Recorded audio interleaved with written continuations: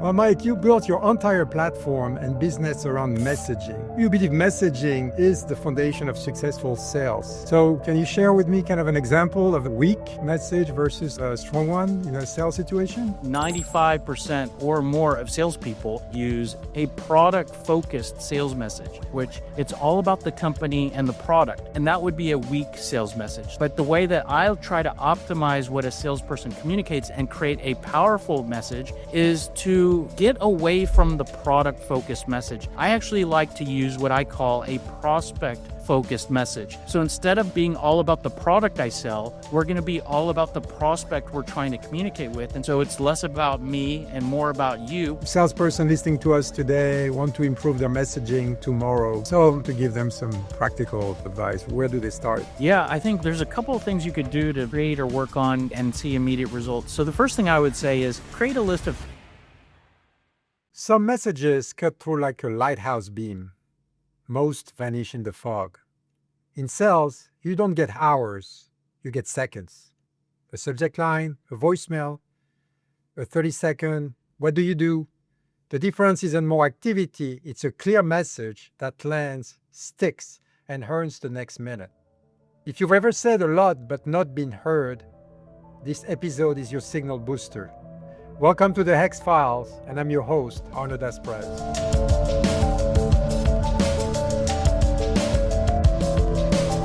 Sellers always have more that they could say. Features, case studies, roadmaps, but only a small window to say it. What you choose and how clearly you deliver it drive results. Our guest, Mike Halper, founder of SalesScripter, learned firsthand that the problem is an effort. It's messaging. He built a system that helps reps and founders sharpen their message, ask better questions, and book more meetings without sounding scripted. Let's cut the static and boost the signal. Mike, welcome to the HEX-Files. Ready to decode sales messaging? I'm ready. Thanks for having me. Well, Mike, you built your entire platform and business around messaging. Why do you believe messaging is the foundation of successful sales? Well, I personally believe, and this is from my experience as being a salesperson, when you're selling, you have so much knowledge and information in your head that you want to share. Anytime a sales prospect will give them your attention, you have so much you want to say to them, whether it's details about the product or service you sell, you want to share examples of other customers you've helped. And so you have so much that you want to share, but the challenge is that you only have so much time to share that information, whether that's over the phone on a quick call, you're in a meeting, you're sending a cold email, maybe you're trying to communicate and tell your story through your website. You only have so much time and attention. So I found that to be a challenge when I was a salesperson. And my personal belief is that the key to success is figuring out how to communicate as clear as you can and as efficiently as you can in that small window of time. And the better you are at doing that, the more successful you'll be, the more you'll sell. And so that's an area that I've been focused on for many years now, and it's a big passion of mine. If we talk about messaging is broad. Messaging is a big word. In your terms, what exactly do you mean by messaging in a sales context? Yeah, sure. It's interesting because actually, from my experience, most salespeople don't talk about sales messaging. You don't hear salespeople walking around saying, I need to work on my message or I need a new message. But what I believe is that everything that you should communicate when you sell a product or service is your message. Everything that you want to say about that product is your message. So marketing departments do focus on messaging, but salespeople do not. So what I try to do is I try to help salespeople to optimize what they say and build the most powerful, clear, concise message that they can.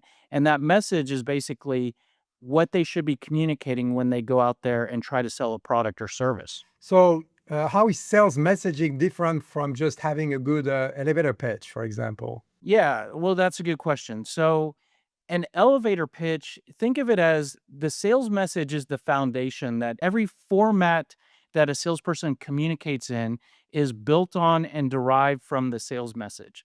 So think of the sales message as being the foundation. The elevator pitch is built on that foundation. So what I mean by that is that the sales pitch determines what the elevator pitch looks like.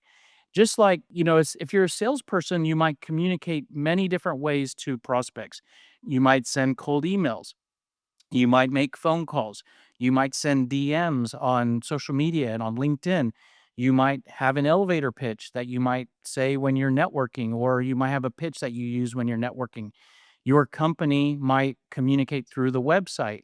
So, all of these different forms of communication should be built on and pulled from the message. The message is the foundation, and it can help you or the company, the marketing department, sales, to determine what to say in all those different formats of reaching out. So can you share with me kind of an example of a weak message versus kind of a strong one in a sales situation? Yeah, sure. And I said a minute ago that most salespeople don't think about what is my message or I need a new message. The reality is that every salesperson is using a sales message today, whether they realize it or not. And what most salespeople do, in my opinion, and I say most in terms of 95% or more of salespeople, and I'm making this claim based on me being a prospect that salespeople email and call every day. I think that most salespeople use a product focused sales message. So, and that would be a weak sales message. So that's a sales message that looks like this. I work for this company. This is what we sell and what we do. I'm reaching out to you to see what you're using today. If we can help you in any way, if you need what I sell, can I schedule a meeting with you to talk about our services? And you might say, well, that sounds like a horrible pitch or horrible message. I get emails every day that follow that outline. And that's what I consider to be a product focused sales message, which it's all about the company and the product. That would be a weak message. What I try to do with my clients and what I've learned through the years, really through failure and trial and error, and then optimizing my own sales message. But the way that I'll try to optimize what a salesperson communicates and create a powerful message is to get away from the product focused message. I actually like to use what I call a prospect focused message. So instead of being all about the product I sell, we're going to be all about the prospect we're trying to communicate with. And so, what that message looks like, it centers around asking good questions to get conversations and interactions more about the prospect. So, it's less about me and more about you. And by doing that, we're going to learn a lot about the prospect, maybe learn about the areas where there's room for improvement. And then we can introduce our product or service later as a solution to their needs. There's a lot more in that optimized sales message, but that's an example of going from what I would consider to be weak, which is my product, all about me, to being strong, attention grabbing, and optimized, which is all about the prospect, their needs, and then solving their needs with your product or service. That's great. Another thing that I found really interesting when we were discussing a little bit earlier is you've drawn a parallel between political messaging and sales messaging. And can you expand for me a little bit on that analogy? Yeah, sure. Because sometimes I feel like when I talk to clients and I talk about sales messaging, they almost don't know what I'm talking about, or they think I'm talking about a sales script because the name of my company is Sales Scripter. So your message is not your script, by the way. So I'm not talking about creating a script for people to read from when they pick up the phone. I'm talking about your messaging, what you're communicating, right? So one analogy I use to kind of explain this a little more clear is to take a step back and think about politicians that are running for office. When they launch a campaign, they will have a message. I think most people, if they follow politics at all, if they have witnessed political speeches at all, you can picture this, which is politicians use a message, and their message is not what school I went to and what my experience is. That would be the product details because the politician is the product. So a product message for a politician would be, these are my credentials. But they don't go out there and give a speech about their credentials. They go out there and talk about the people that they're trying to get votes from. So their message will be, I'm going to do this for you. I'm going to decrease this for you. I'm going to make this better for you. And that's the message. So when they start a campaign, usually they have the message as the foundation, and that message will then drive what they say in all the different formats that they communicate. So when they give a speech, what they say in the speech is pulled from the message. When they go and shake hands or when they do interviews with the media, they will repeat the message. When they send emails, it's pulled from message. So that's the exact same thing that salespeople and sales departments should be doing. They should create the message, and then everything is driven from the message. And by the way, that makes selling a lot easier because if you have that foundation of this is our message, and by the way, converting that back to a product, it's about what we're going to do for the customer that purchases from us. We're going to improve this, we're going to decrease that. It's the exact same thing as a politician. So you can look at political message or a political campaign and see that, well, that's how we should be organizing our how we communicate as a salesperson. And then that analogy right there just can help you to understand the concept of embracing a messaging. And then you could go to the next level to think about what successful politicians have done that have built up a following and motivated people to go out there and vote for them. And some of those campaigns typically look like connecting with people on the pain points they have, focusing on the pain that they're experiencing, the problems they're concerned about, and maybe communicating solutions for those. I mean, without getting into politics in too much detail, but step one is to build your message. Step two is have a good message, and that's what we try to help with. Is there a risk of that sales messaging sounding a little bit too scripted? Like a political speech sometimes can sound very scripted. How do you keep it authentic? Like I said, my company name has the word script in it, but I by no means preach to people to be scripted and to read from scripts. We work with a lot of salespeople with like outbound phone prospecting, and I by no means would ever recommend that a salesperson reads from a script when they talk to a prospect. But there's a difference between improvising 100% and just having a lot of knowledge in your head, and you think, I'll figure it out whatever direction the call goes. There's a difference between that and being prepared. And I recommend, and the scripts that we do help our clients create are all just bullet points in an outline. I help clients to create good questions to ask, pain points to look for, benefits, your value proposition that the things you're going to improve. So have an outline of those talking points and those questions and be familiar with it and use it as a guide for the different directions that a conversation can go.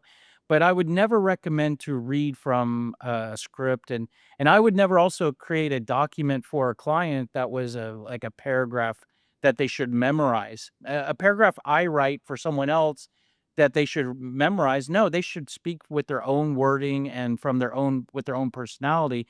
But I believe you can improve sales by being prepared with what to say and ask. When salespeople interact, I mean, there's of course different channels. So how, should the messaging adapt across those different channels from cold calling and you mentioned, DMs and networking events and so forth. And that kind of goes back to like that political campaign, a political analogy.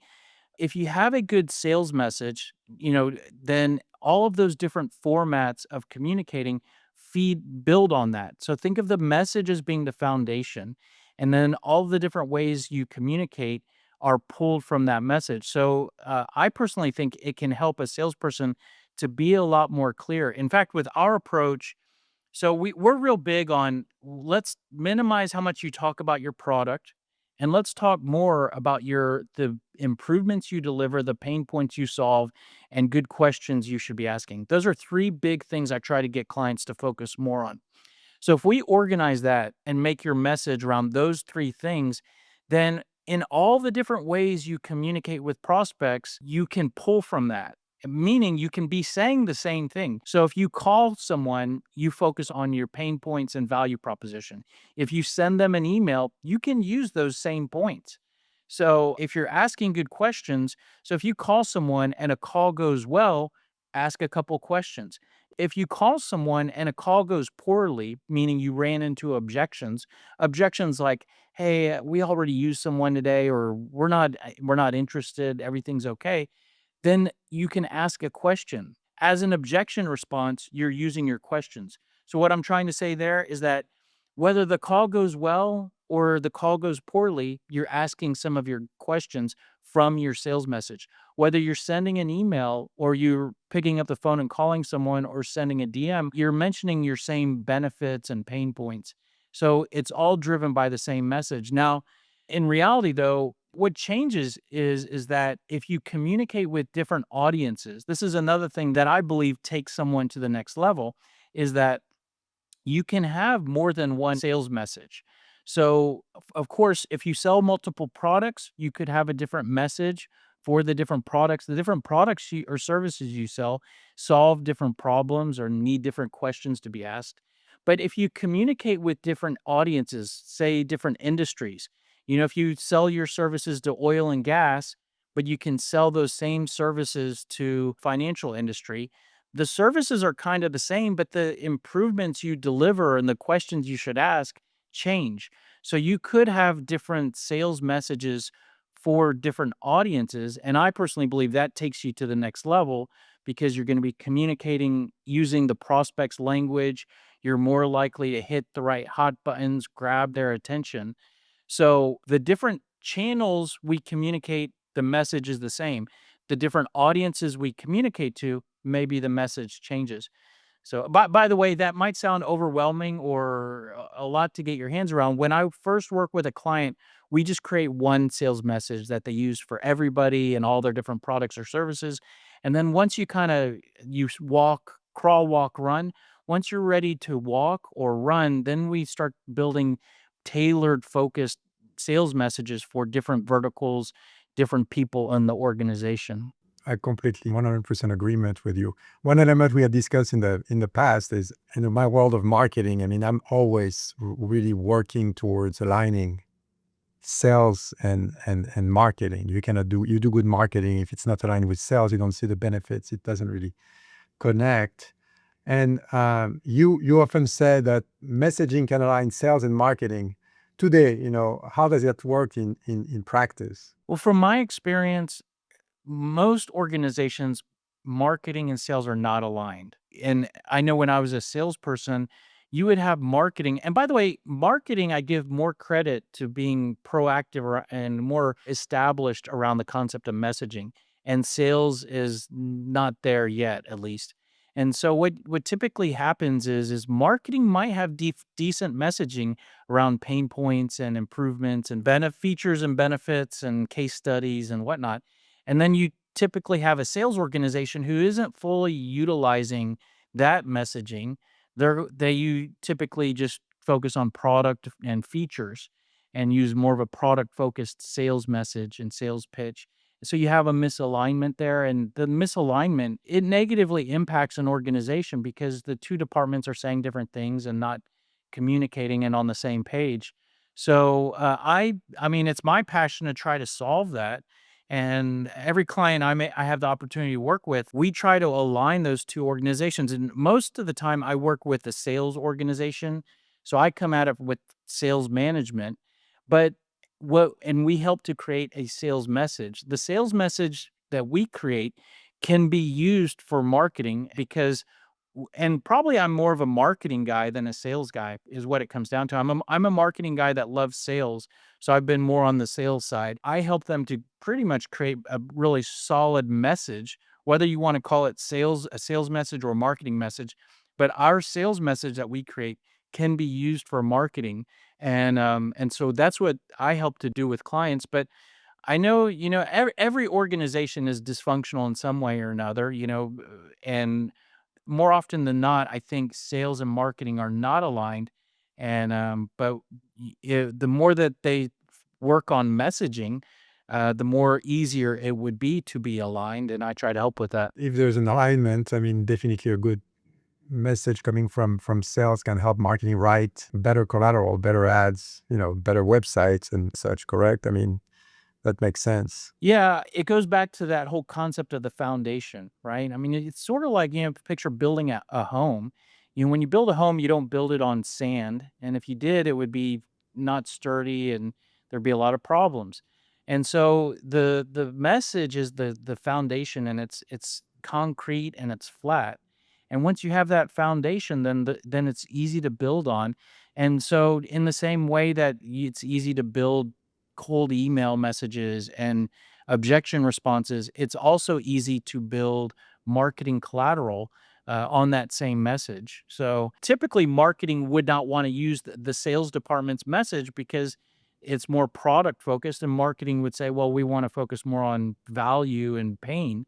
So that typically won't work. But if you use some of our suggestions on how to create your sales message, then it could drive the website and the marketing collateral and the ads online can all drive from the same pain points. If you have a good list of pain points, sales should be going out there and talking and looking for those pain points. And the website should also be communicating those pain points.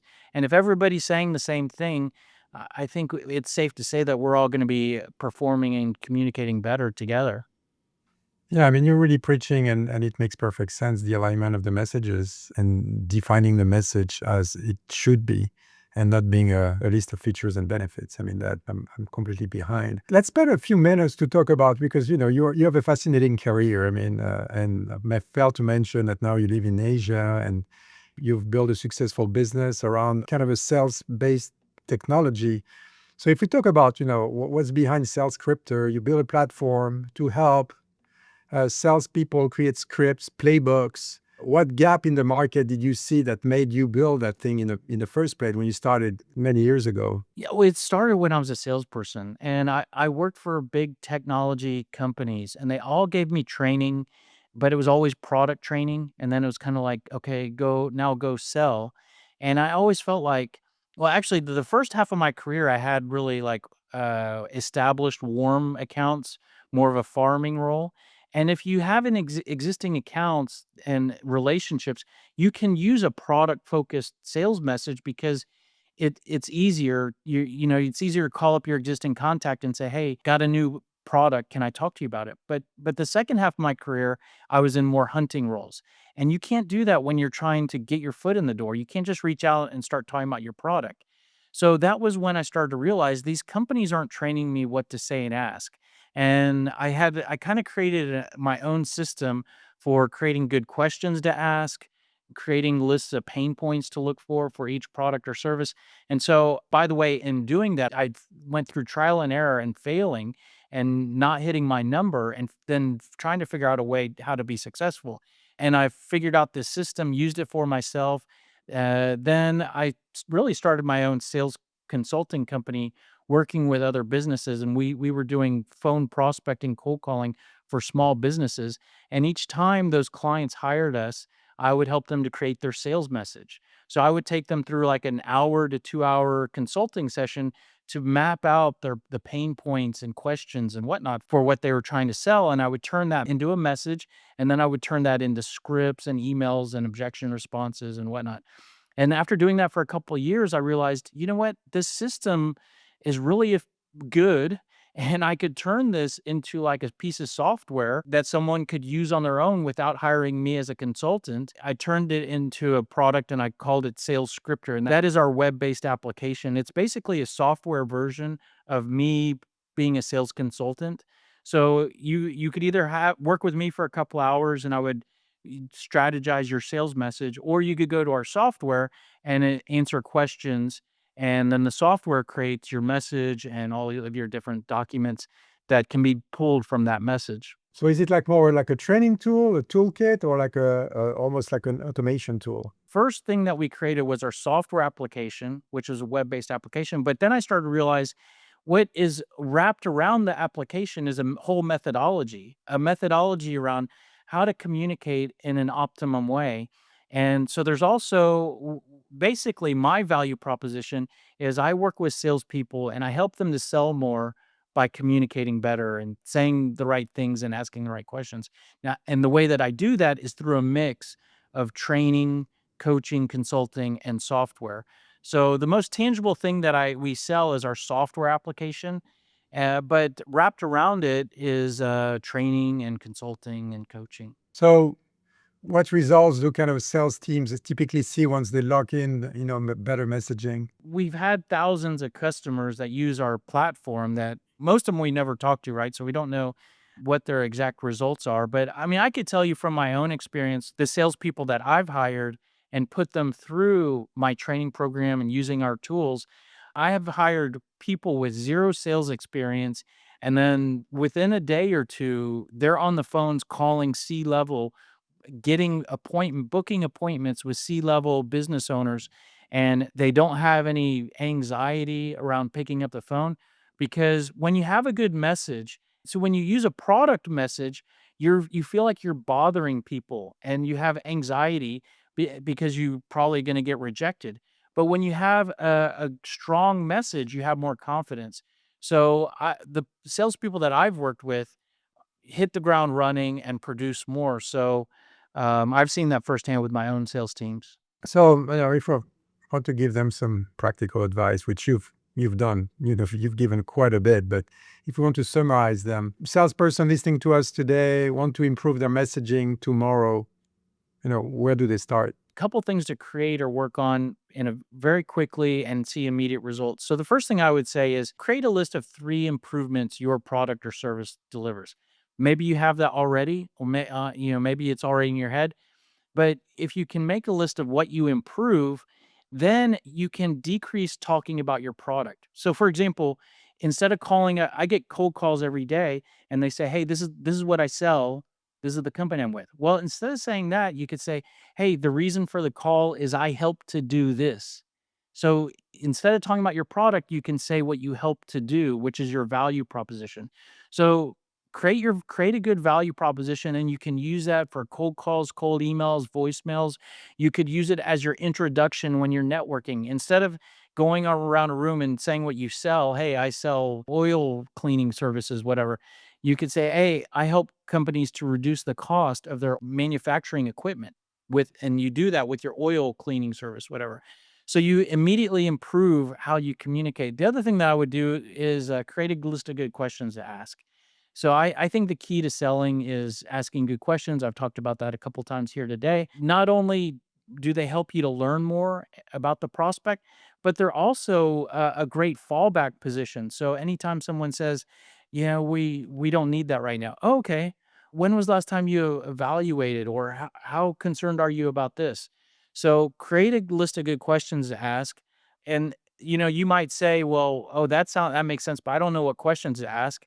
Here's another thing you could do: create a list of pain points you help to solve. If you don't know what questions to ask, create a list of pain points you solve, because for each pain point, there's a question to ask. So if you help to solve a problem of someone tossing and turning all night, then a good question to ask is, how well are you sleeping at night? Right? So the pain point can lead you to figuring out good questions to ask. So and what I just went through right there is really the centerpiece of a good sales message that I help clients to create. We're going to create your benefits, create pain points you solve, and create questions to ask. And if you have those 3 things, you can drastically improve how you communicate and have more clarity around what to communicate. Now, the elephant in the room, looking ahead and AI, right?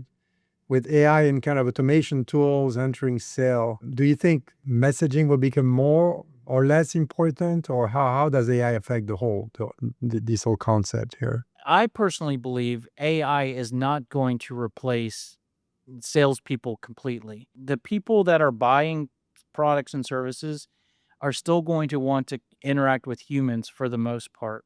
So I feel like salespeople, there's still a room for humans in that area. We're very involved with using AI at Sales Scripter, and AI can communicate very well, in terms of knowing what to say and ask in all the different situations. I mean, so I think that the AI technology that's available today can communicate better than most salespeople, but you still need humans to deliver the message, in my opinion, in terms of selling.